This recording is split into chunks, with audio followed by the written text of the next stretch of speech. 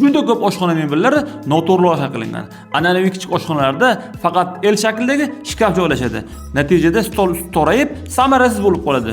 Muzlatgich ko'pincha burchakka tiqiladi.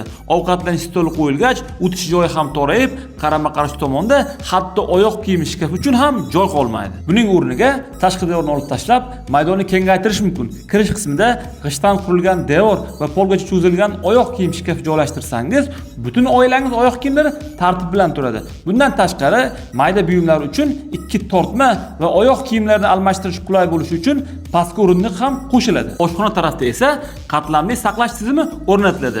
Idish-tovoqlar va boshqa anjomlar tartib bilan joylashtiriladi. Hatto meva va sabzavotlar uchun g'ildirakli aravacha ham pastki qismga qo'shilib bo'ladi. Shkaf eshiklari bilan yopilgach, bu joy kichik omborchaga aylanadi va juda kam joy egallaydi. Ovqatlanish qismida baland shkaf loyihalanadi va ichiga muzlatgich o'rnatiladi. Yonidagi tortmalar esa yegulik va ichimliklar uchun mo'ljallangan bo'ladi.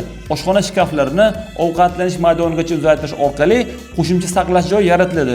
Unga ichimlik saqlash uchun shkaf ulanadi. Keyin stol usti va undan katta ovqatlanish stoliga o'tish orqali bu joy butun oilaning markaziy yig'ilish joyiga aylanadi. Stol yoniga kichik rakvina ham qo'shish mumkin. Tashqi tomonda esa shiftga ulangan surma eshik o'rnatilib, butun dizayn mukammal ko'rinishga ega bo'ladi. Bu reja bilan siz an'anaviy oshxonalar chegarasini buzgan, saqlash imkoniyati bir necha barobar ko'p bo'lgan ideal oshxona mebeliga ega bo'ldingiz. Videoni yaxshi niyatda saqlab, sahifamga obuna bo'ling.